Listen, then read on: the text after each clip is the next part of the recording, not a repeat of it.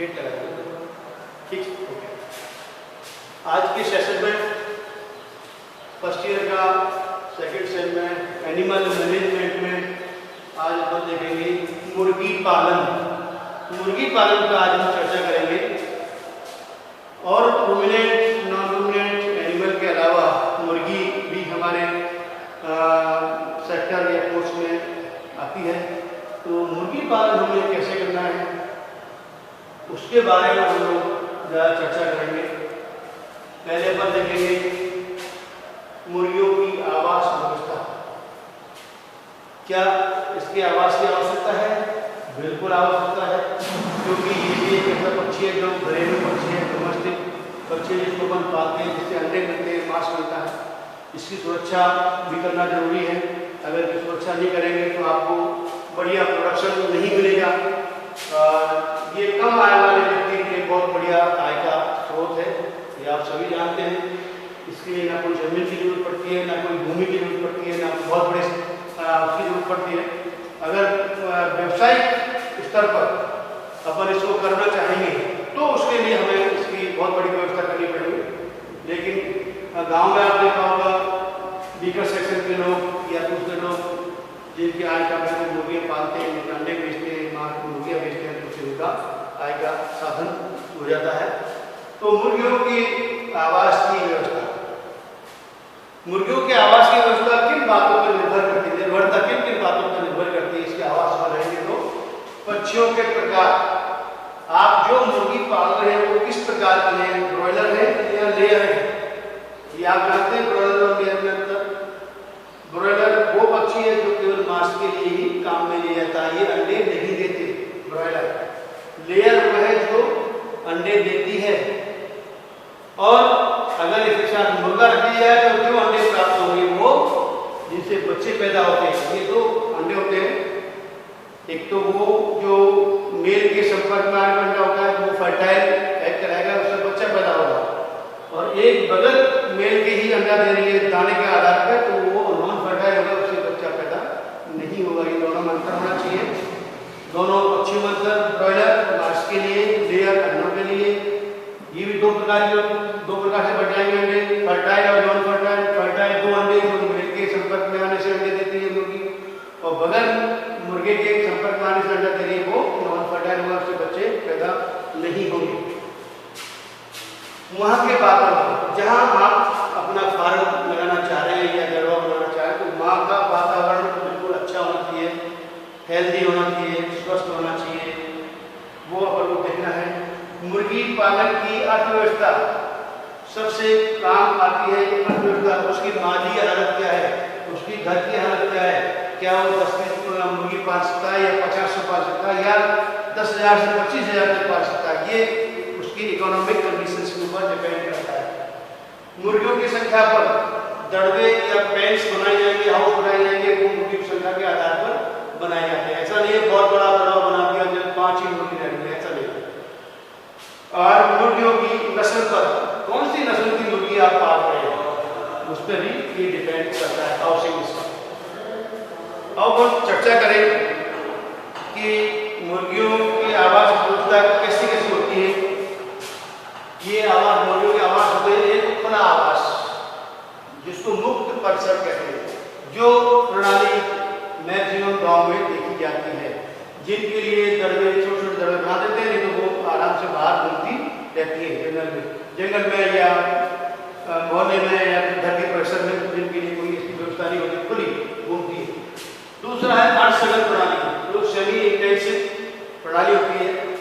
इसमें दड़बा होता है और थोड़ी सी खुली जगह भी होती है घूमने फिरने के लिए, वो अर्धसघन प्रणाली होती है। दूसरी है सघन प्रणाली, जिसको इंटेंसिव केयर कहते हैं। ये सघन प्रणाली में ये दो प्रकार हो जाते हैं। इससे डीप लीटर, जो एक हॉल में एक लीटर के ऊपर पाला जाता है पशु, पक्षी को लीटर में, उसका बेडिंग क्वालिटी, ठीक है। और दूसरा है केज रियरिंग, जो केवल पिंजरे में। आप देखा होगा मुर्गियाँ कई बार ट्रकों में लोड हो जाती है, केज होती है, जालियाँ होती है लोहे की, उनमें एक एक मुर्गे की केज होती है, या एक केज में बहुत सारी मुर्गियां होती हैं। इस तरह से एक केज की व्यवस्था की जाती है जिसमें मुर्गियां काफी छोटी जगह में बहुत ज्यादा संख्या में पाली जा सकती है, वो है केज सिस्टम। ठीक है, तो इन पे अपन चर्चा करेंगे। जैसे खुला परिसर, ठीक है, फ्री रेंज सिस्टम, मुक्त परिसर, यह पुराना मुर्गी पालन का तरीका है तथा यह उसी क्षेत्र में अपनाया जाता है जहां पर मुर्गी पालकों के पास काफी अच्छी जमीन होती है। काफी जमीन है, खेती पे, कुएं पे खेती करते तो वहाँ जानवर चलता है, इनका पक्षी चढ़ते रहते, घूमते रहते और अपने घर पे आकर के या छोटे छोटे डब्बे में रख दिए जाते हैं, उनमें वो अंडे देते रहते हैं। इस प्रकार के सिस्टम में एक निश्चित क्षेत्र में क्या करता है पशुपालक, पूरा खेत में तो नहीं घूमने देगा, एक छोटे क्षेत्र में फेंसिंग जाली लगाकर एक बाई 1 इंच की जाली लगा के चारों तरफ से और उसको कवर कर देता है और उस क्षेत्र के अंदर मुर्गियां घूम फिरती हैं और चारा खाती रहती हैं।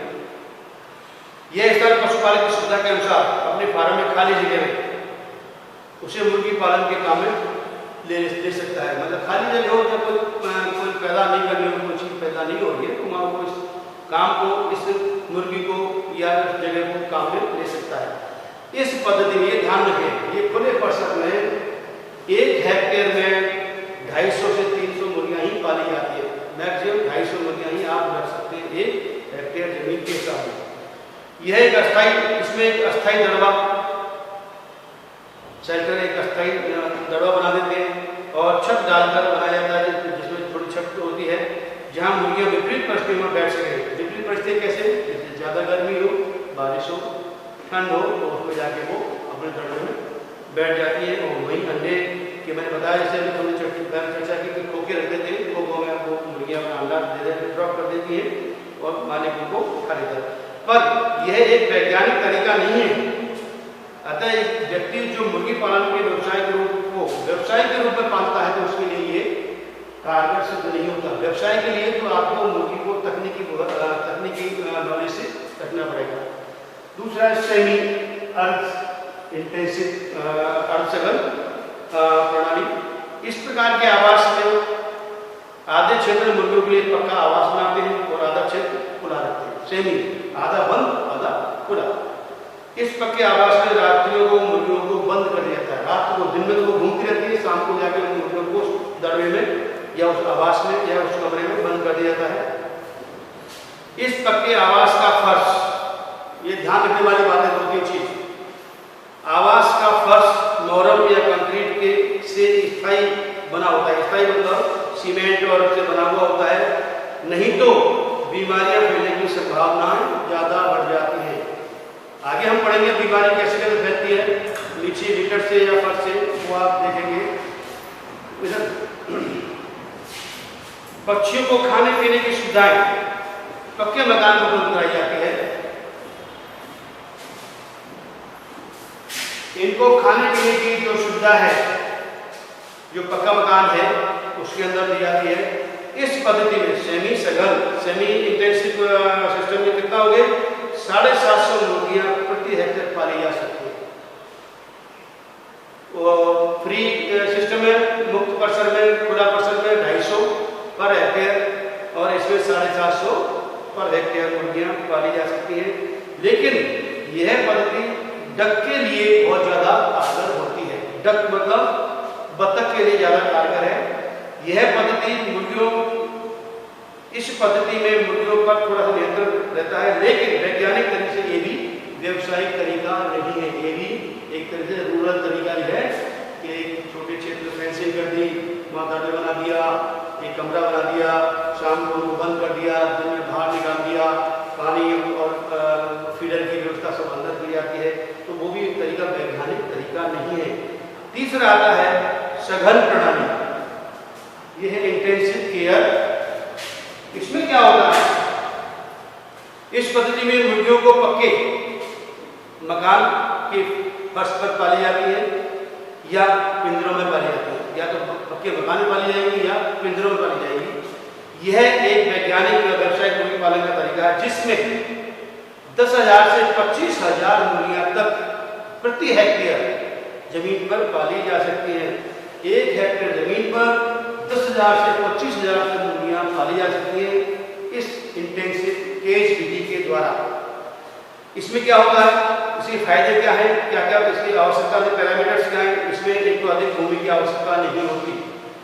पशुपालक अपनी अतिरिक्त कीमती भूमि को अपनी खेती के अलावा अन्य कार्यों में काम लिया जा सकता है। एक छोटे से एरिया में आपने एक फार्म बना लिया अपना, बाकी जमीन आपकी बची रही, आप पालन करके खेती के काम में नहीं या और किसी काम में ले सकते हैं। इस पद्धति में मुर्गियों का रखरखाव पर कम खर्चा आता है, क्योंकि एक बार बिल्डिंग बन गई, कम खर्चा आ गया, उसमें ही मुर्गी आपकी पलती रहेगी। स्वयं नियंत्रित करने एक व्यक्ति कम से कम 5,000 से 10,000 मुर्गियों पर देख रेख कर सकता है इस सिस्टम में।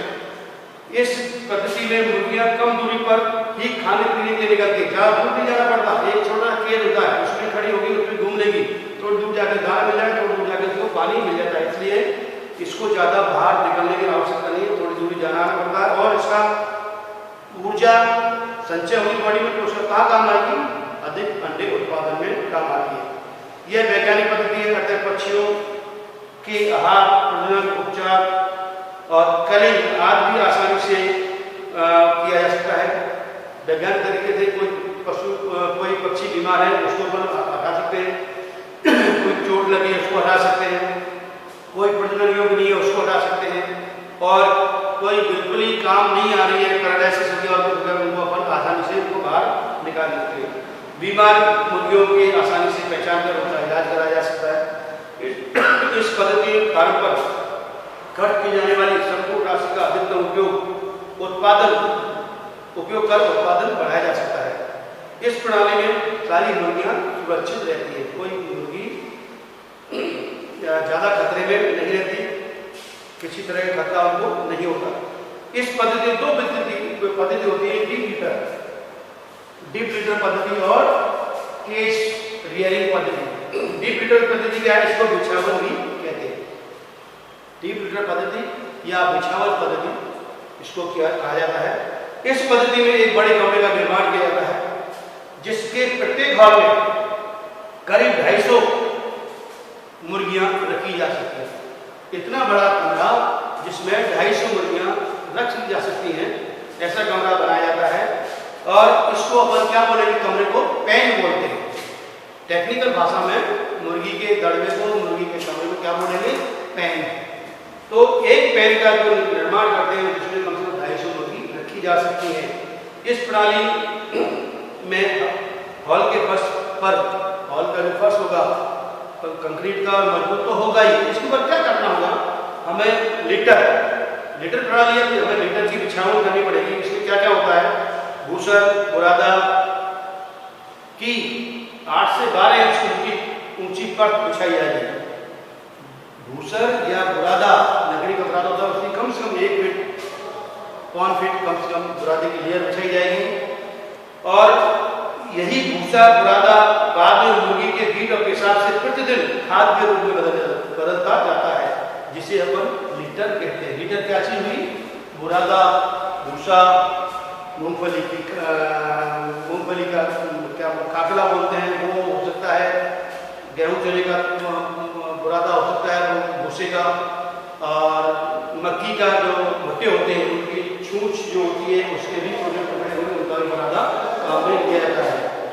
अब इसमें मुर्गी को पालने हेतु कुछ निम्न बातों का ध्यान रखना है। इस लीटर वाले सिस्टम में क्या क्या ध्यान रखना है हमें, वो तो उसकी बिल्डिंग की व्यवस्था हुई। अब हमें ध्यान क्या रखना है मुर्गियों को पालने का, ऐसा नहीं है मुर्गियों को दड़बे में उस कमरे में डाल दिया, पेड़ में डाल दिया तो ऐसा चलता नहीं, उनकी सारी व्यवस्थाएं ध्यान रखनी पड़ेगी।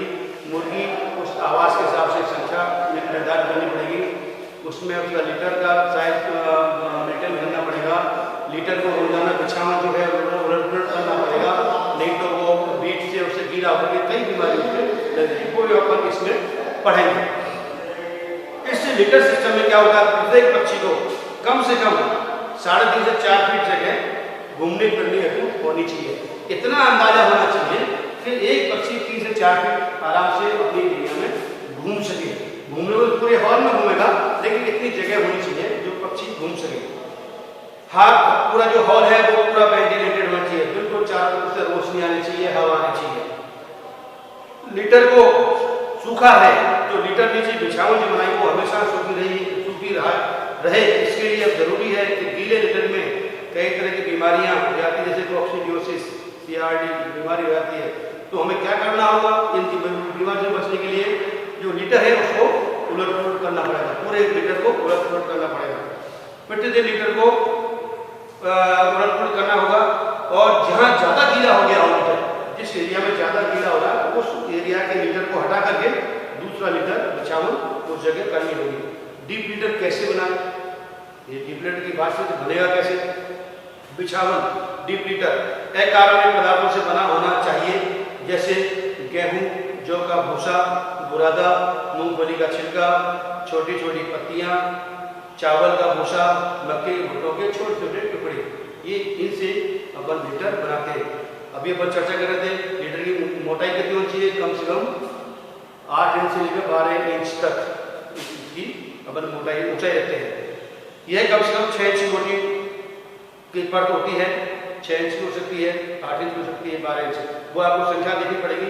आपके पास कितने पक्षी हैं उसमें बेंच में, उस हिसाब से। मुर्गियों को, मुर्गी के बीटों को हमेशा बिछावन पर उलट पलट करते कि मुर्गी वहाँ पेशाब भी करेगी और बीट भी करेगी, जिसके कारण लीटर रोजाना गीला होता है, तो रोजाना ही हमको उसकी बिछावन को उलट पलट करना होता है। पैन की क्षमता से अधिक पक्षी अगर इसमें रखेंगे तो लीटर सूख नहीं पाएगा। क्यों सूख नहीं पाएगा? वो ज़्यादा बीट करेंगे, ज़्यादा पेशाब करेंगे, वो सूख नहीं पाएगा।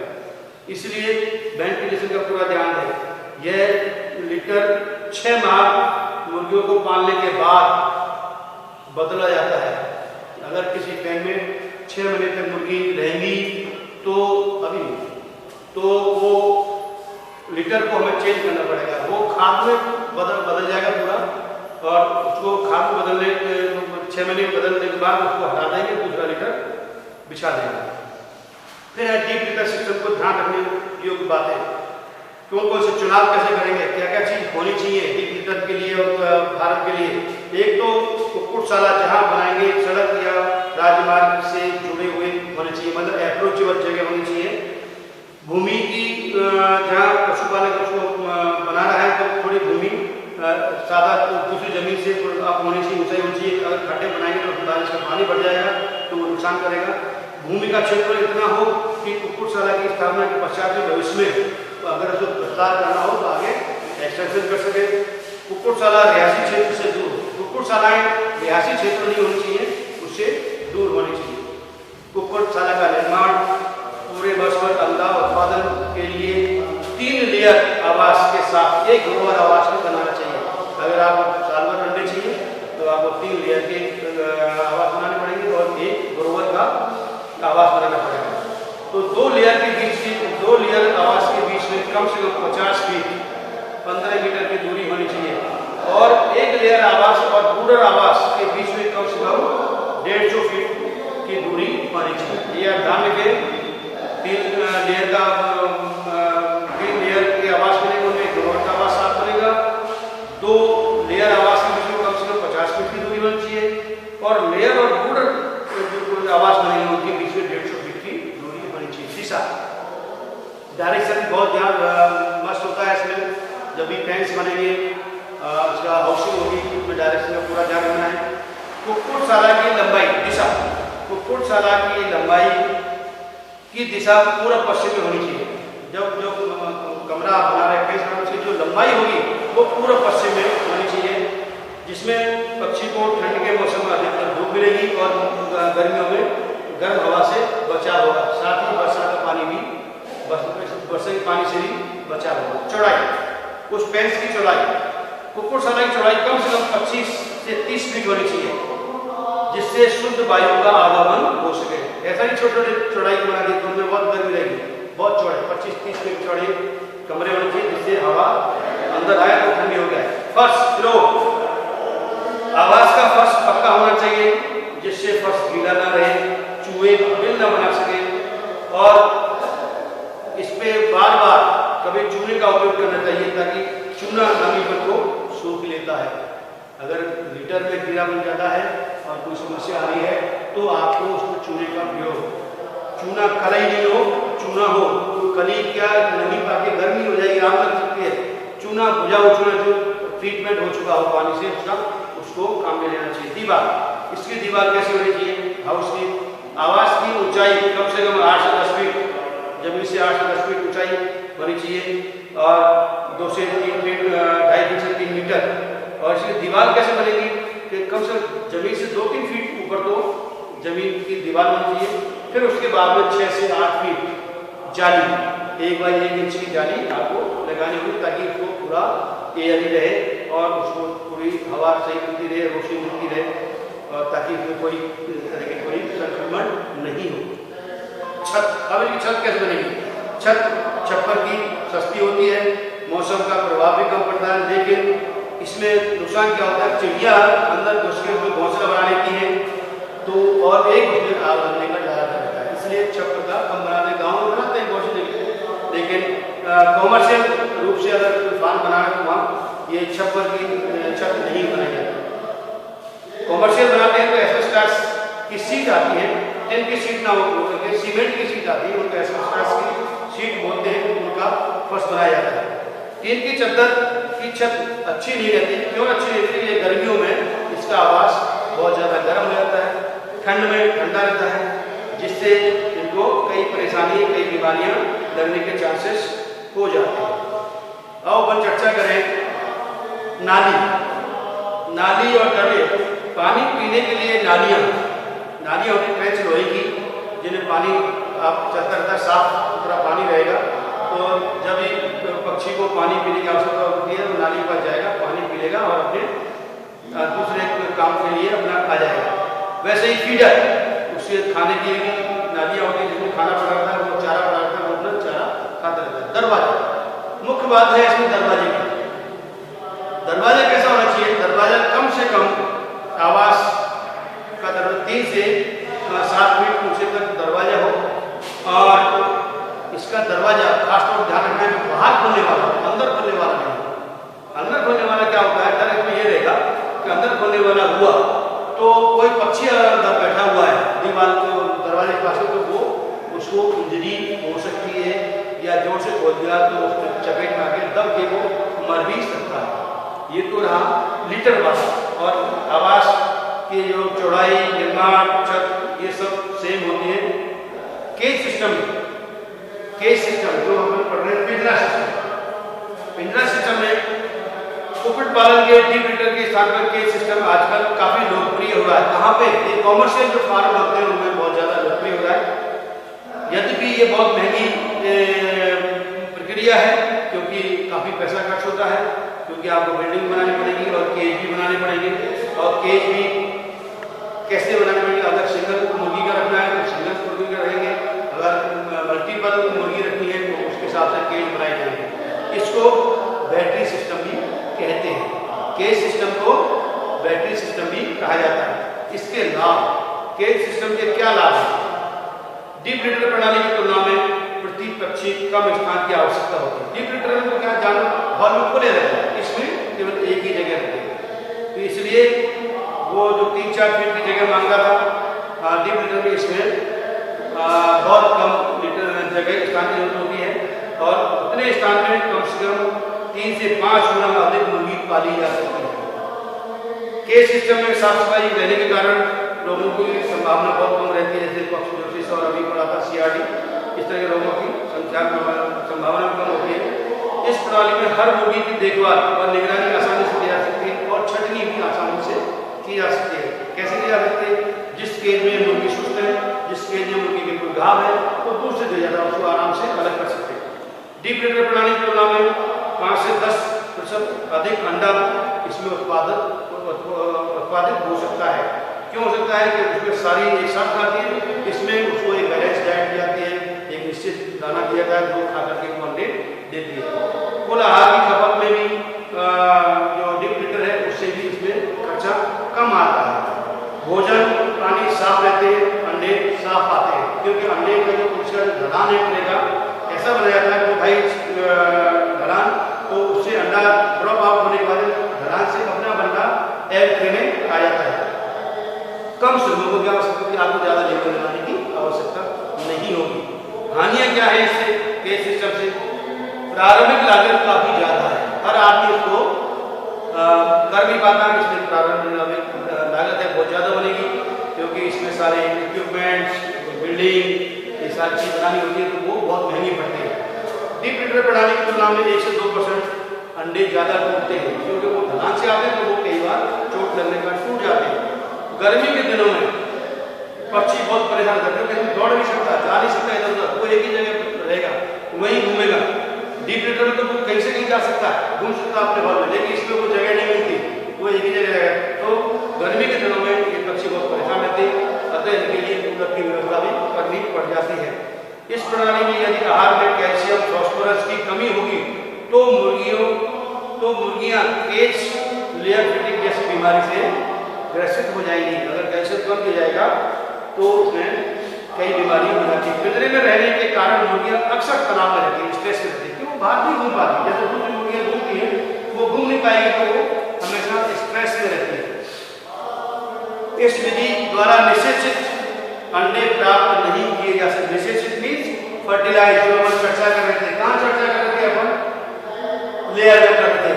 ये लेयर अंडे देने वाली होती है, इसमें 2 तरह के अंडे प्राप्त होते हैं, फर्टिलाइज और नॉन फर्टिलाइज। फर्टिलाइज वो जो मुर्गे के संपर्क में आने के बाद होते हैं, और नॉन फर्टिलाइज वो केवल दाने से पैदा हो रहे हैं। तो ये ध्यान रखें, तो केज सिस्टम में केवल एक मुर्गी रहेगी, मुर्गा संपर्क में आएगा नहीं, तो उससे जो अंडा हो रहा है उससे बच्चा पैदा नहीं होगा। तो ये ध्यान रखें। विधि के प्रकार, इससे केज विधि कैसे कैसे होते हैं? केज कैसे होते हैं? एकल पक्षी केज, जिसमें केवल एक ही मुर्गी रहेगी, उसका एरिया क्या होगा? लंबाई, चौड़ाई, ऊंचाई 30, 45, 25 सेंटीमीटर की जगह की आवश्यकता होती है।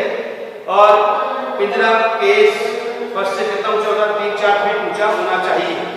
पिंजरे का फर्श जो मैं बताया अंडा ढलान के लिए 2 से 2.5 इंच प्रति 15 इंच पे ढलान आना चाहिए, ताकि अंडा आराम से नीचे आ सके। बहुपक्षी, जिसमें 3 पक्षी या 4 पक्षी रखे जाए, एक ही पिंजरा में 3-4 पक्षी रखे जाए, उनके लिए अलग अलग डायमीटर है। 3 पक्षी के लिए 30 centimetre by 45 centimetre by 25 centimetre लंबाई, चौड़ाई, ऊंचाई। 4 के लिए लंबाई, चौड़ाई, ऊंचाई में है 40, 50 और 25 सेंटीमीटर।